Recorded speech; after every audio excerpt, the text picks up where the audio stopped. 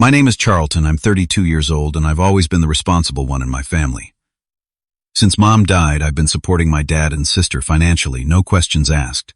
When they called to cancel our Christmas tradition because they were too broke, I understood and sent extra money to help. I spent December 25th alone with microwave turkey and memories. Then I saw my sister's Instagram live, a full house party with everyone I love celebrating without me. Before I continue this story, where are you watching from today? Hit that like button and subscribe if you've ever discovered a betrayal that changed everything. Trust me, what happened next will make your jaw drop. Growing up in a middle-class neighborhood in Boston shaped who I am today. Our house wasn't fancy, just a modest 3-bedroom with faded blue siding on Maple Street, but it was filled with love and laughter. Dad James worked construction for 30 years, building the very skyline I can see from my apartment window. He was the guy who taught me how to throw a baseball, change a tire, and stand up for myself. A man of few words but solid presence. Until 5 years ago, when a steel beam crushed 2 vertebrae in his lower back, ending his career and changing our family dynamic forever. My sister Madison is 4 years younger than me, 28, going on 18 sometimes. She's always been Dad's little princess, the one who could bat her eyelashes and get whatever she wanted. Don't get me wrong, I love Maddie. She's creative, spontaneous, and lights up any room she enters. But she's never quite grown up, bouncing between retail jobs that never last more than a few months, with Dad always there to cushion her falls. When she couldn't make rent, Dad called me. When her car broke down, Dad called me. I never minded because family takes care of family. Mom was our anchor. Sarah Reynolds, the elementary school teacher, everyone in the neighborhood adored. She was the mediator, the voice of reason, the one who made our house a home. 5 years ago, pancreatic cancer took her in just 7 months. The diagnosis came in February. By September, she was gone. That's when everything changed. I still remember the hospital bills piling up on the kitchen table, Dad's face growing more haggard with each passing day as he tried to manage Mom's care while dealing with his own chronic pain. I had just landed my first serious position as a software developer at a financial tech startup. The salary wasn't enormous, but it was stable. Without a second thought, I stepped in. "Dad, let me handle the bills," I said one night as he sat at the kitchen table, calculator in hand, shoulders slumped in defeat. "Son, this isn't your responsibility," he protested, but I could see the relief in his eyes when I took the stack of papers. "We're family. We take care of each other," I said, echoing the words Mom had repeated throughout my childhood. What started as temporary assistance became a permanent arrangement. Dad's workers' comp and disability payments barely covered the basics. Madison was in college then, and dropping out wasn't an option Mom would have wanted. So I paid tuition rent for Dad's place after we had to sell the family home, Madison's apartment, car insurance, and the endless stream of emergencies that seemed to pop up monthly. Christmas was always special in our family. Mom would start planning in October, testing new recipes and hunting for the perfect gifts. After she passed, I made sure we kept the tradition alive. Every year I'd fly Madison home from whatever city she was trying out at the moment, stock Dad's kitchen with all the fixings, and spend December 25th surrounded by the people who mattered most. Sometimes we invited extended family, Aunt Patty and Uncle Frank, cousins Trevor, and Ellie, Mom's best friend Diana, who still brought her famous apple pie. It wasn't the same without Mom, but it was our way of honoring her memory. Last year, I hosted at my new condo, the first major purchase I'd made for myself after years of putting everyone else first. I'd recently received a promotion to senior developer, which came with better pay, but also longer hours and more responsibility. The company was launching a new security platform, and as team lead, I was working 60-hour weeks, coming home just to shower and sleep before heading back to the office. The physical and mental exhaustion was taking its toll, but the extra money helped ease the growing financial pressure. Dad's medical bills were increasing, new treatments for his back pain specialists, who might help him regain some mobility. And Madison had lost another job this time, at a marketing firm where she'd lasted almost 6 months, a personal record. "It wasn't my fault," she insisted during one of our weekly phone calls. My boss was totally unreasonable. He expected me to be at my desk by 8 every morning. Who does that? I bit my tongue thinking of my 5:30 alarm and 6 a.m. client calls, but transferred money to her account anyway. The requests became more frequent, and less specific as the year progressed. Dad needed extra help with the house. Madison had unexpected expenses. When I asked for details, the answers were vague. Just some repairs that came up. Bills piled up this month. You know how it is, Charlton. I did know how it was, or thought I did. I knew that family supported each other through tough times. I knew that I was fortunate to have a stable job while so many were struggling, and I knew that Mom would want me to take care of them. So I kept saying yes, kept transferring money, kept being the responsible one, even as a nagging voice in the back of my mind wondered where all that money was really going. The call came on December 10th, just 15 days before Christmas. I was at the office debugging a critical security issue that had our entire team working around the clock. My phone buzzed with Dad's picture, and I stepped into the stairwell to answer. Hey, Dad. Everything okay? I always started our conversations this way, now braced for the next crisis. Charlton's son.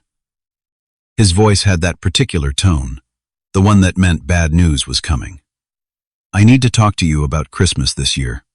I leaned against the cold, concrete wall, already knowing what was coming.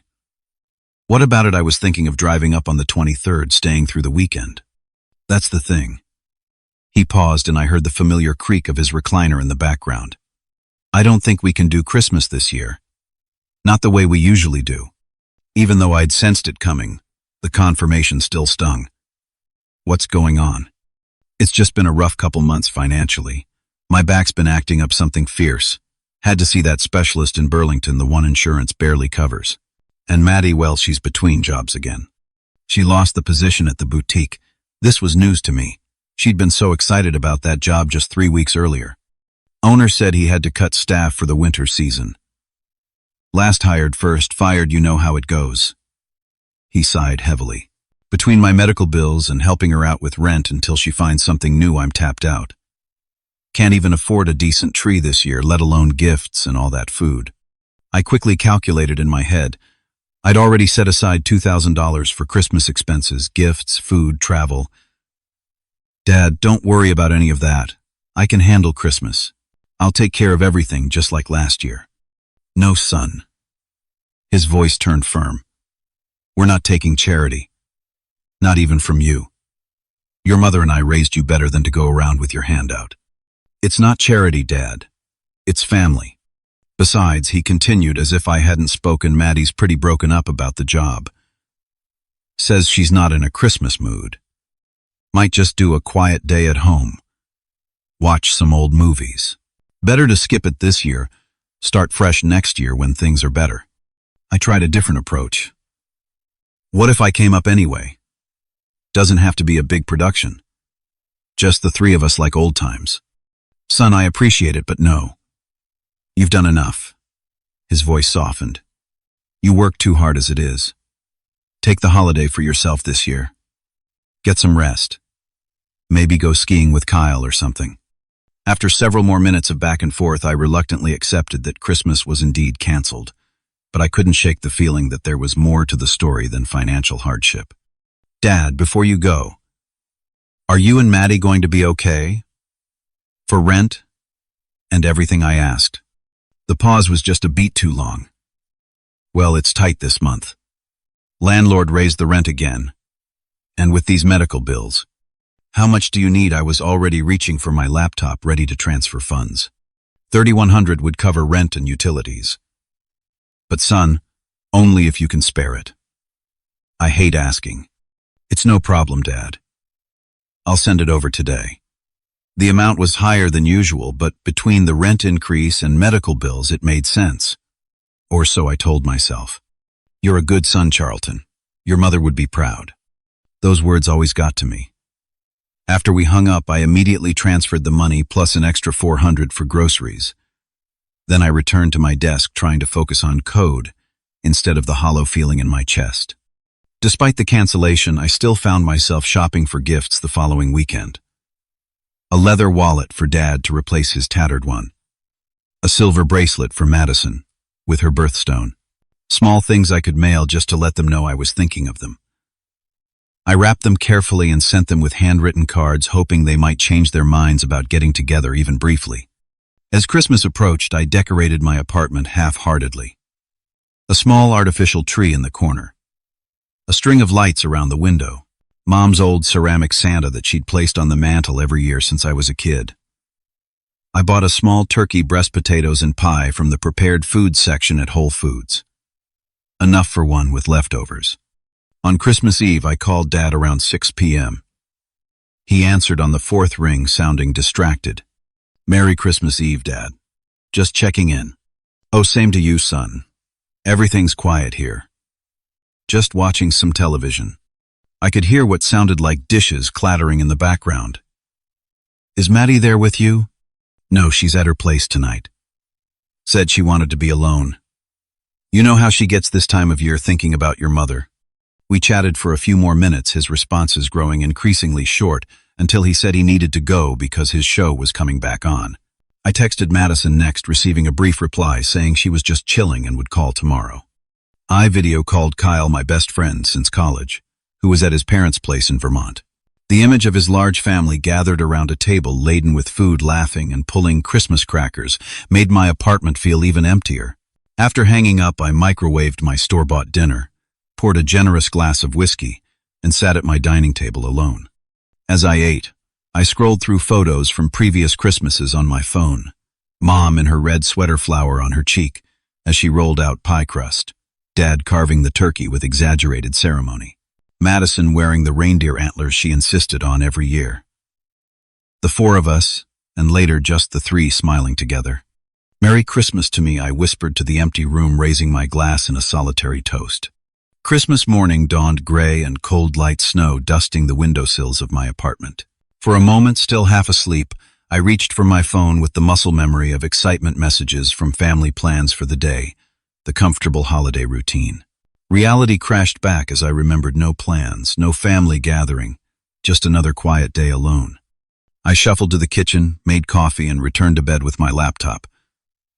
Might as well catch up on work emails, I thought. But first, the social media ritual, checking what everyone else was doing for the holidays. Facebook showed Kyle's family sledding in Vermont. A college roommate's new baby in Christmas pajamas. Former colleagues toasting with eggnog.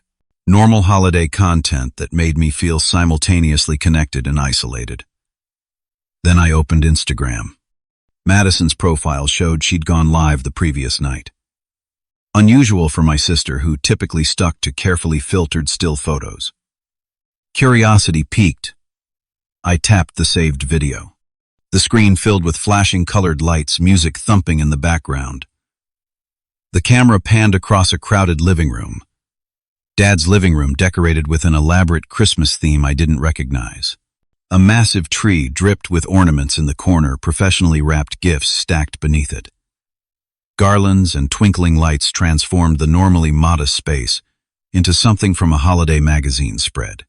My coffee mug froze halfway to my lips as Madison's voice, slightly slurred, came through the speakers. "Welcome to the Reynolds family. Christmas Eve extravaganza. Annual tradition. Going strong. Annual tradition." We'd never had parties like this. The camera swung wildly, showing dozens of people dancing, drinking, and laughing. I recognized faces: Aunt Patty and Uncle Frank, cousins Trevor and Ellie, who'd told me they were spending Christmas in Colorado this year. Mom's friend Diana placing a pie on a table loaded with catered food. Neighbors I'd known since childhood. Madison's friends. Dad's poker buddies. In the center of it all stood a champagne tower, crystal glasses catching the light. A DJ I didn't recognize was setting up in the corner, professional equipment worth thousands of dollars. Someone had installed color-changing lights that pulsed in time with the music. "Isn't this amazing?" Madison's voice again as she flipped the camera to show her face flushed with alcohol and excitement. Her neck sparkled with a diamond necklace I'd never seen before. "Best Christmas Eve party ever. Dad really outdid himself this year." The video continued for 15 excruciating minutes.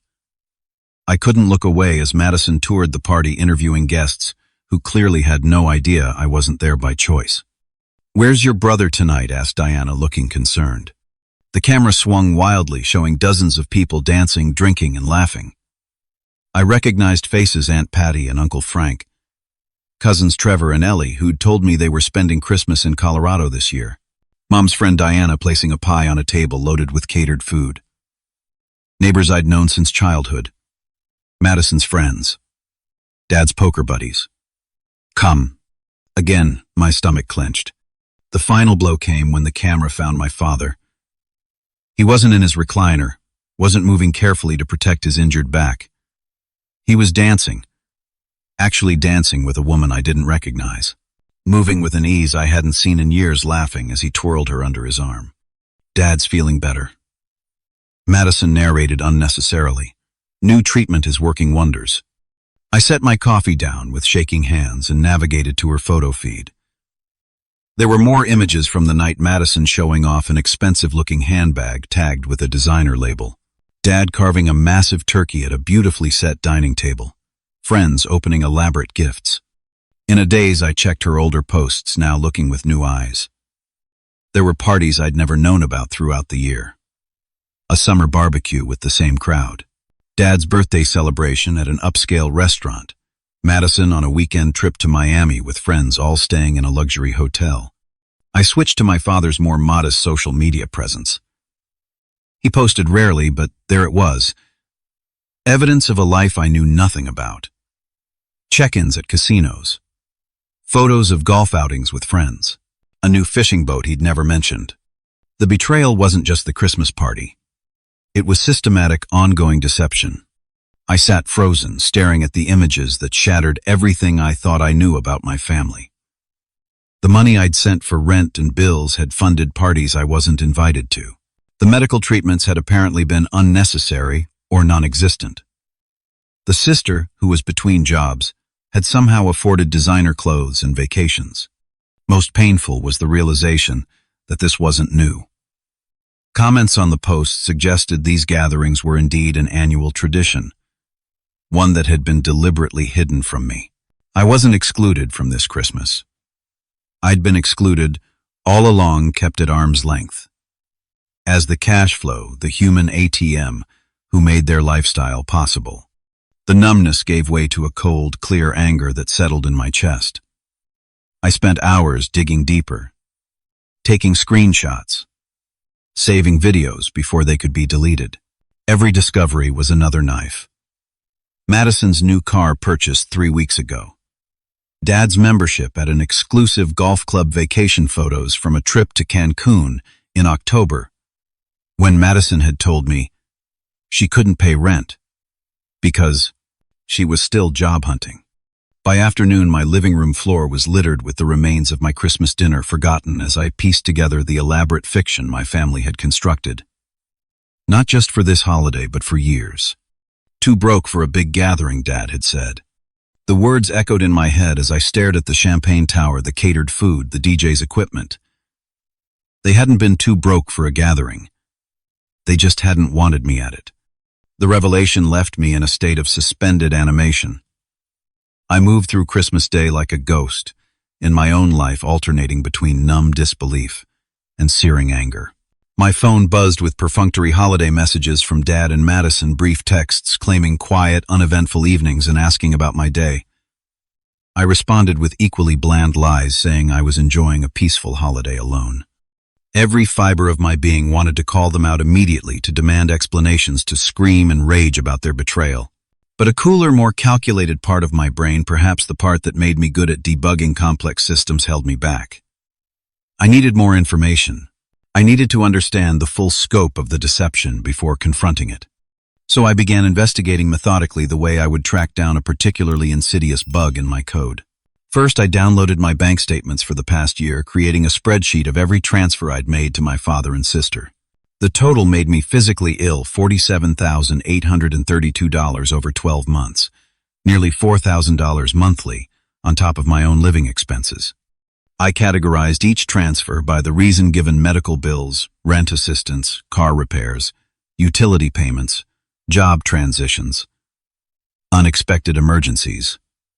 Patterns emerged quickly. The emergencies often preceded Madison's social media posts showing new purchases or trips. The medical treatments coincided with Dad's golf outings and casino visits. The rent assistance spikes appeared just before parties and gatherings I'd never been told about. I found credit card statements my father had sent me months ago when asking for help with the minimum payments. Looking at them now with fresh eyes, I saw charges for party rentals, catering services, and liquor stores. One statement showed a $3,000 charge to a jewelry store the same week Dad told me he needed help with property taxes. The rabbit hole went deeper. I discovered my sister had created a private Instagram account where she posted more freely. I gained access through a mutual friend's profile. There, Madison bragged openly about her spending and lifestyle, sometimes explicitly mentioning Charlton's monthly contribution as her trust fund. In one particularly painful post from September, she showed off a designer purse with the caption, "When your brother thinks he's paying your electric bill, but you're living that luxury life instead. Blessed sucker born. Every minute." By the time evening fell, I had compiled undeniable evidence of years of systematic financial exploitation. They hadn't just excluded me from Christmas. They had been using me as their personal bank, while actively keeping me at a distance, creating elaborate lies to extract maximum financial support, while investing minimal emotional energy in the maximum, our relationship. I slept fitfully that night, my dreams filled with images of my family laughing at my gullibility. I woke to a text message that would prove to be the final straw. "Dad, morning, son. Hope you had a good Christmas. Hate to ask this right after the holiday, but the landlord's on my back about January rent. Any chance you could send the $3,100 like usual? Things are still tight with Maddie job hunting." I stared at the message, a strange calm settling over me. After everything I'd discovered, after seeing the evidence of their duplicity with my own eyes, he was still trying to extract money with the same tired lies. My thumbs moved across the screen, typing out the words that would change everything. "Me lose my number. I don't fund liars." Then I blocked his number. And Madison's. I logged into my banking app and canceled all recurring transfers. I froze the joint account I'd set up with my father for emergency access. I removed both him and Madison as authorized users on my credit card accounts. I changed the passwords on every digital service I'd been paying for. It took less than 30 minutes to dismantle the financial infrastructure that had supported their deception for years. When I finished, I turned off my phone completely and went for a long walk through the snow-covered streets of Boston, feeling lighter with each step despite the heaviness in my heart. When I returned home and powered my phone back on, the barrage was waiting. 15 missed calls from my father's number before the block took effect. 23 from Madison. 7 from Uncle Frank. 5 from numbers I didn't recognize. 3 from Aunt Patty. Text messages had piled up as well, ranging from confused to frantic to angry. "What are you talking about? Call me right now. You're overreacting. We need to talk about this. You can't just cut us off. You're making a huge mistake. After everything we've done for you." That last one from Madison nearly made me laugh out loud. After everything they'd done for me. The audacity was almost impressive. I deleted the messages without responding and went to bed early, emotionally exhausted but resolute. My family had made their choices. Now I was making mine. By 7:43 the next morning, my phone showed 53 missed calls. The voicemails filled my inbox, some pleading, some angry, all desperate in their own way. I listened to just one from my father, his voice uncharacteristically small. "Charlton, please. Call us." Those 4 words so simple yet loaded with implication. Not, "I'm sorry," or "let me explain," or "we were wrong." Just a demand for contact, for access, for the chance to reel me back in. I deleted it along with the others unheard. The texts continued throughout the day. Madison's grew increasingly hostile. "You're being childish. It was just a party, get over yourself. Way to ruin everyone's holiday with your drama. You never wanted to come to family stuff anyway."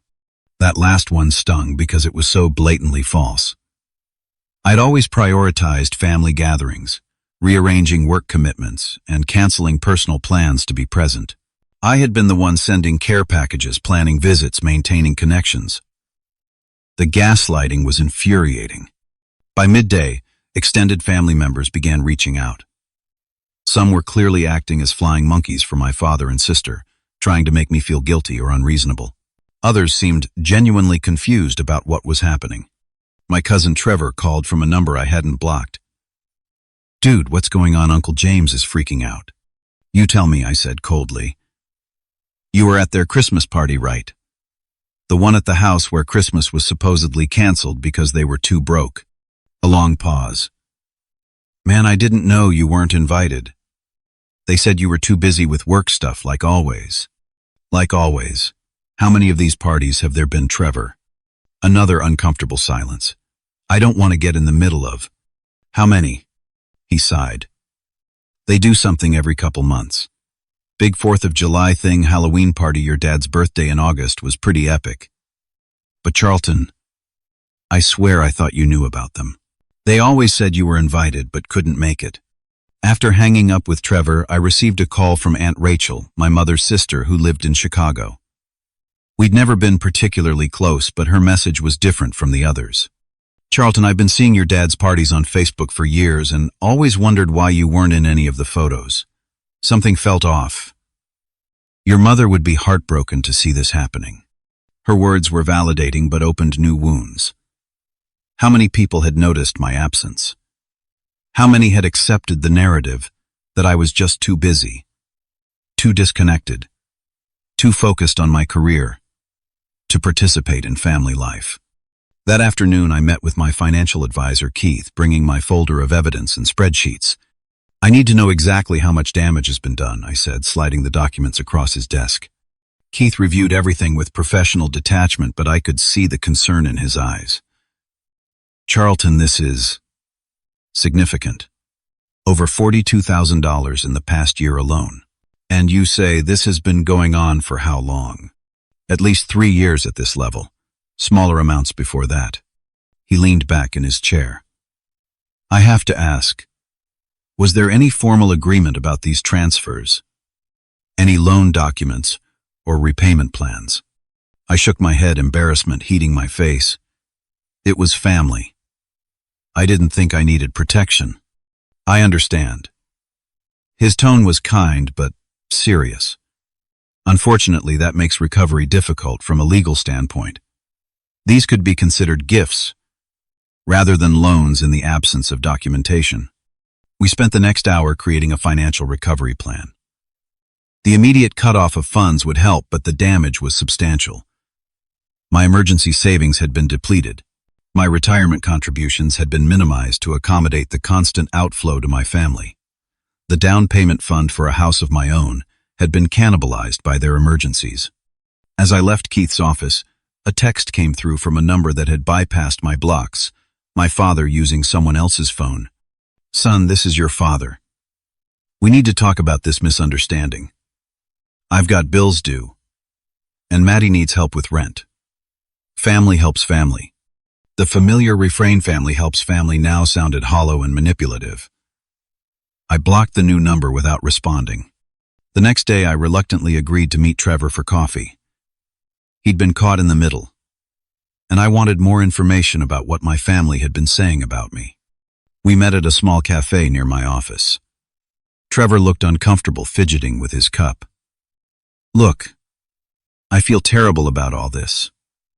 I really thought you knew. Tell me everything," I said. "No sugarcoating." He sighed heavily. "They always had an excuse for why you weren't there. Usually work. Sometimes they'd say you were dating someone new and too wrapped up in that. A few times your dad mentioned that you were becoming too good for the family since your promotion. And people believed that, people who've known me my whole life." Trevor shrugged helplessly. "You were gone a lot. And your dad and Maddie are pretty convincing.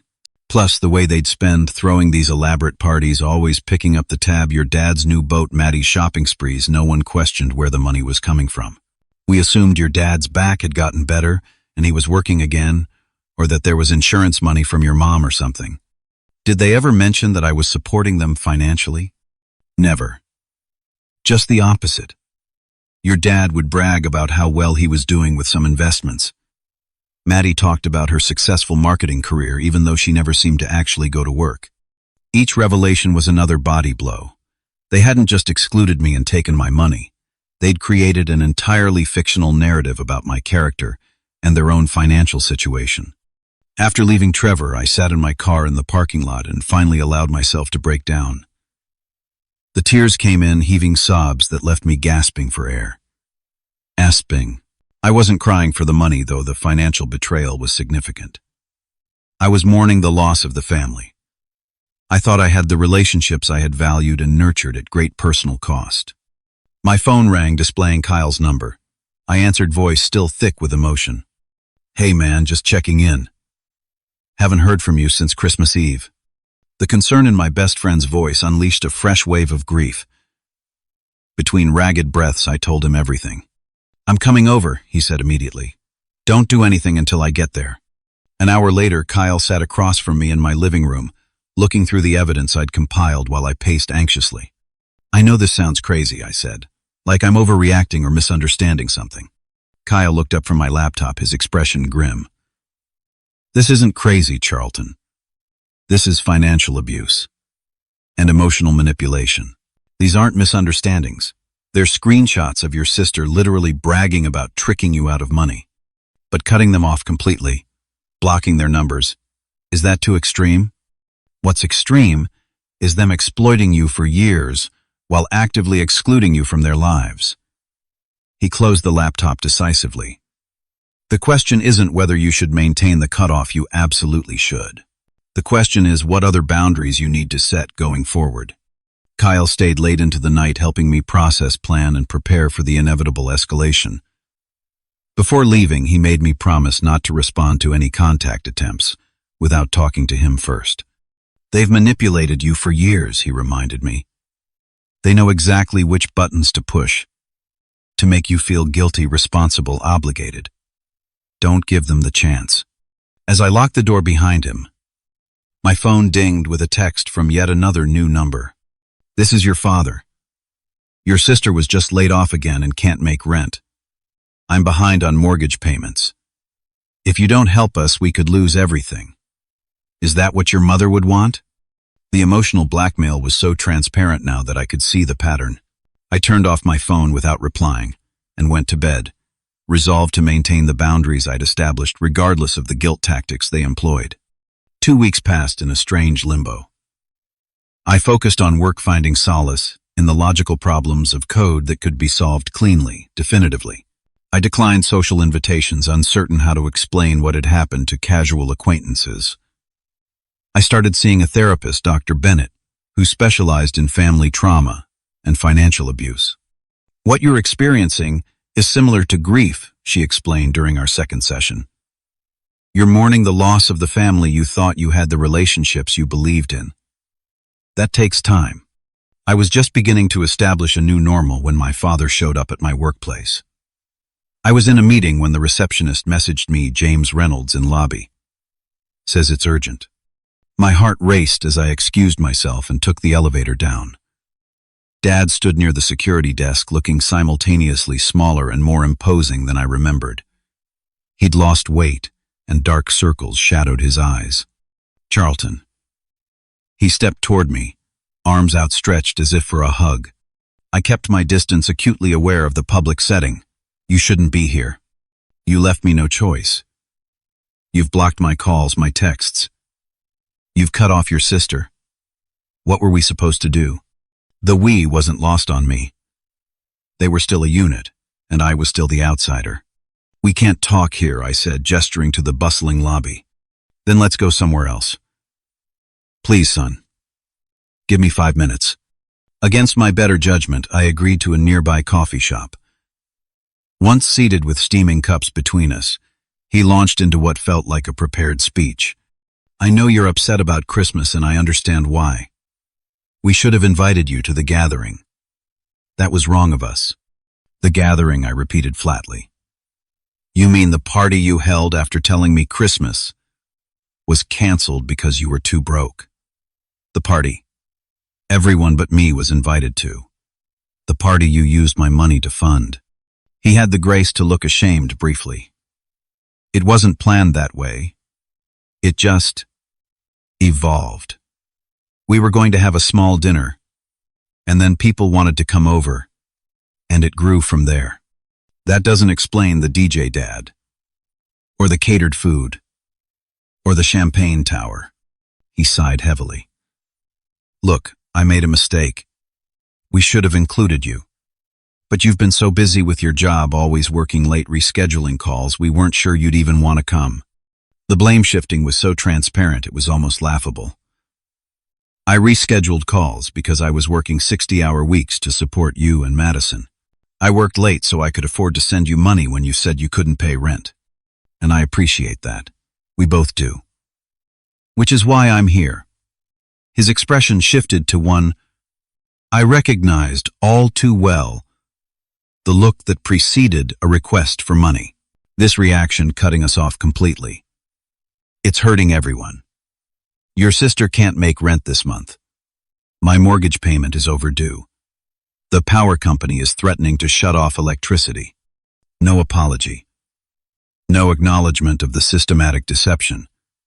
Just another plea for funds cloaked in guilt and obligation.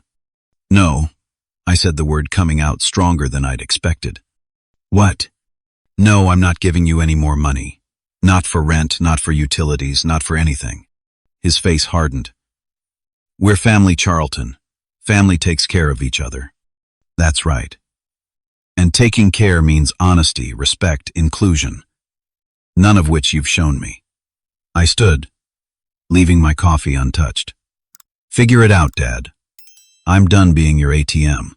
As I walked away, he called after me, Your mother would be ashamed of you right now. The words hit like physical blows, but I kept walking. Madison's approach was different, but equally ineffective. She showed up at my apartment that weekend, tearful and apologetic at first. I never meant to hurt you, she insisted, perched on the edge of my couch. It was just easier not to tell you about the gatherings because you were always so busy and stressed. Easier for whom, Madison, not for me. It was easier for you to take my money and exclude me from your life.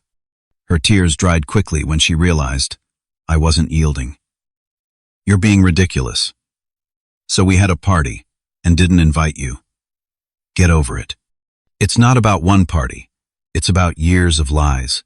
It's about watching you post about your luxury life while begging me for rent money. It's about Dad dancing at a party when he told me he needed money for back treatments. Her expression turned cold.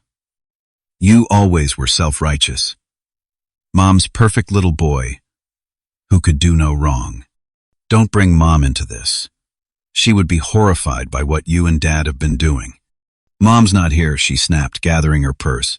And neither are you anymore, apparently. Enjoy your money and your empty apartment, Charlton. Hope it keeps you warm at night. After she left, I felt shaken, but increasingly certain I was making the right choice. Each interaction reinforced the pattern of manipulation and entitlement that had defined our relationship for years. A few days later, I ran into Mrs. Abernathy, my father's next-door neighbor, at the grocery store. She greeted me warmly, then looked confused. We've missed you at your father's gatherings. He had another one just last weekend. Smaller than usual, but still quite nice. My stomach dropped. Last weekend, after Christmas. She nodded, oblivious to my shock. Yes. For New Year's, he said you were traveling for work. Such a shame to miss it. Your sister's friend brought fireworks for midnight. Quite spectacular, though I worried about the roof with all those sparks. They were still having parties, still creating narratives about my absence, still spending money they claimed not to have. The only difference was they were doing it without my financial support. In my next therapy session, Dr. Bennett helped me process this information. Their behavior isn't changing because their mindset hasn't changed, she explained. They still feel entitled to the lifestyle you help provide, even if they now have to find other means to fund it. But how can they afford it? Dad claimed. They couldn't even pay rent without my help. People find ways to maintain appearances, especially when those appearances are important to their self-image. They might be using credit cards, borrowing from others, or selling possessions. The parties might be scaled back but still happening because they're not ready to admit, even to themselves, that their situation has changed.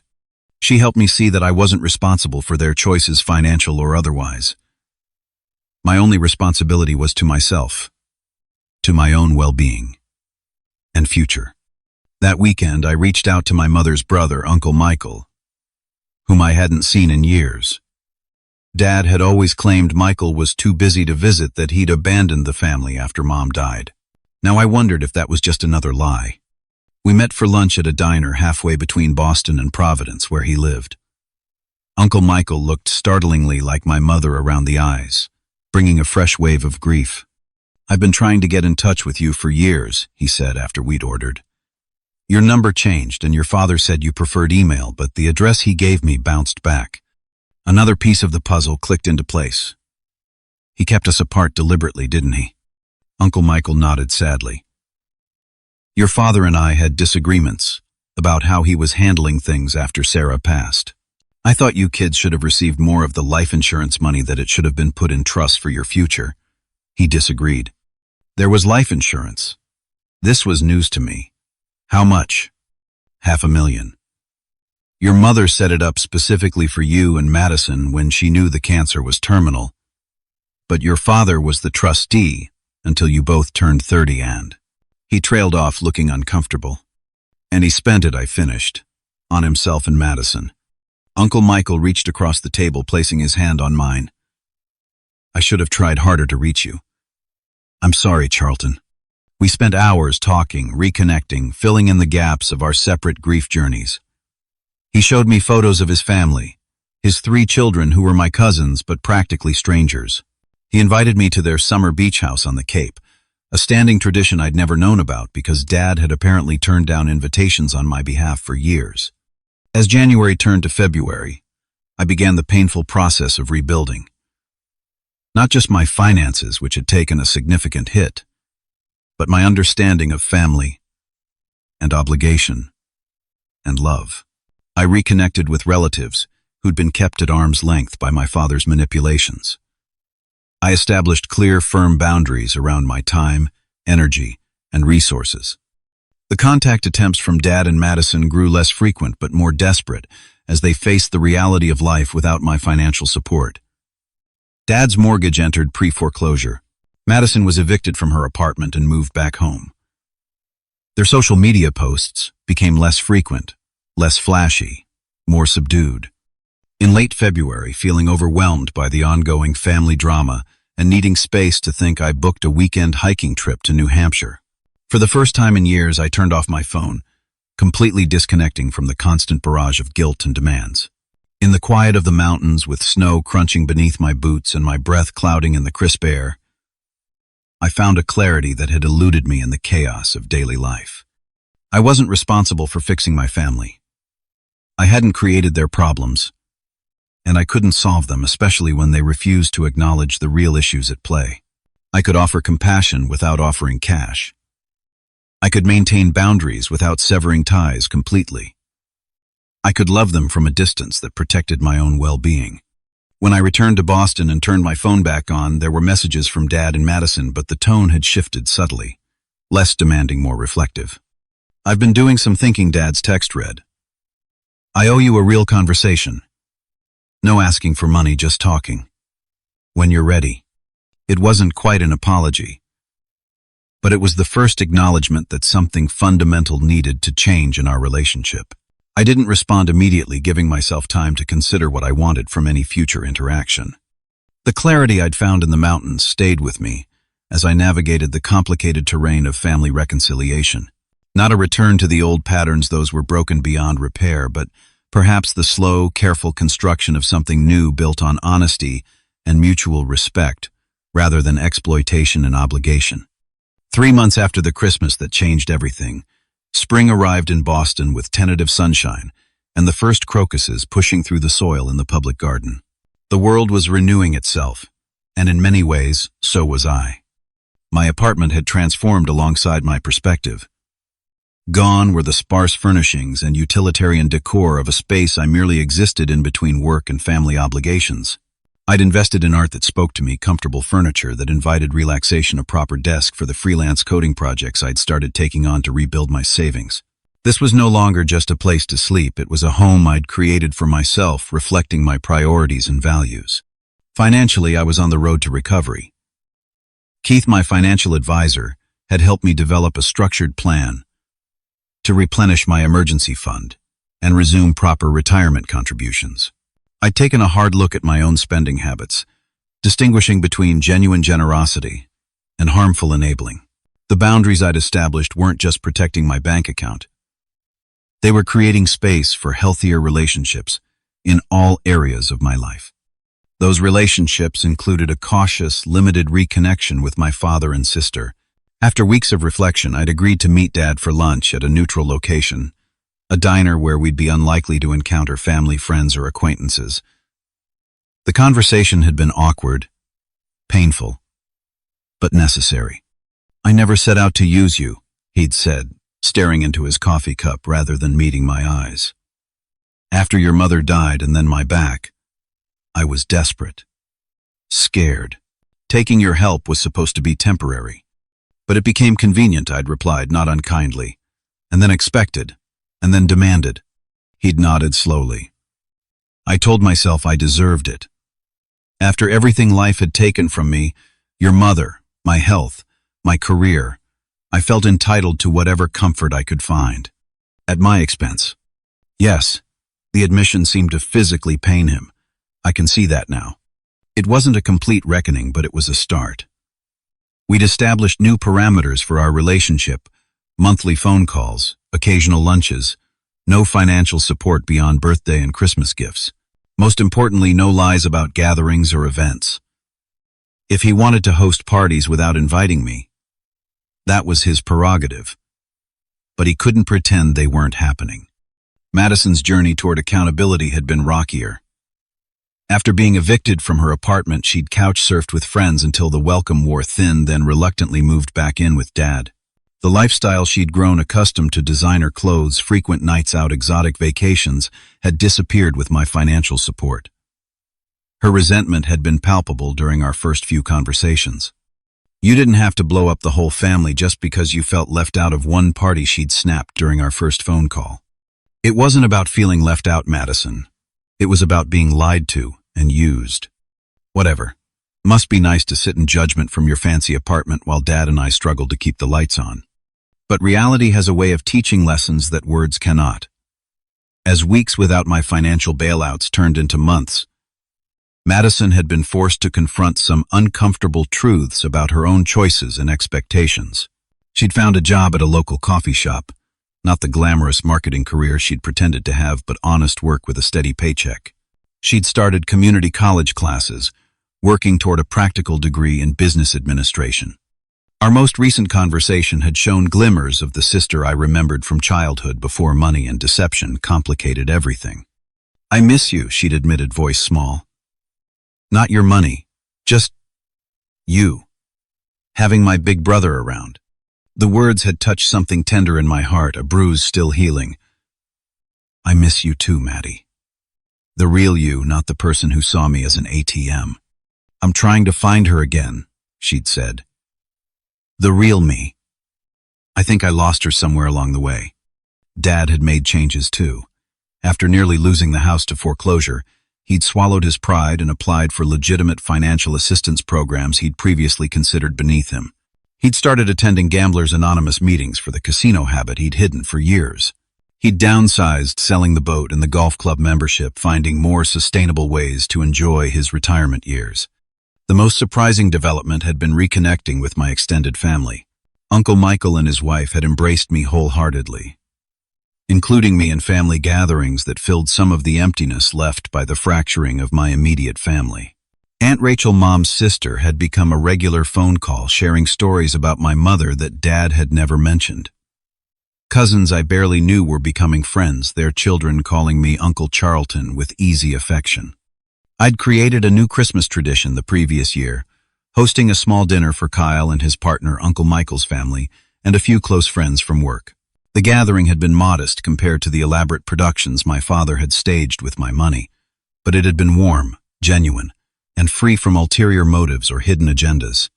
This Christmas would be different again. After much consideration, I'd invited Dad and Madison to join the gathering, not as a return to the old dynamic, but as a step toward a new one, based on honesty and mutual respect. They'd accepted with a humility that suggested they understood the significance of the invitation. The journey hadn't been easy. There had been setbacks moments when Dad slipped into old patterns of subtle manipulation times, when Madison's resentment bubbled to the surface in passive-aggressive comments. My own anger and hurt sometimes flared unexpectedly, triggered by memories or reminders of the betrayal. But we were trying, all of us, to build something healthier from the ashes of what had burned away. The most valuable lessons had come from recognizing that generosity without boundaries isn't really generosity at all. It's enabling. That supporting others shouldn't require diminishing yourself.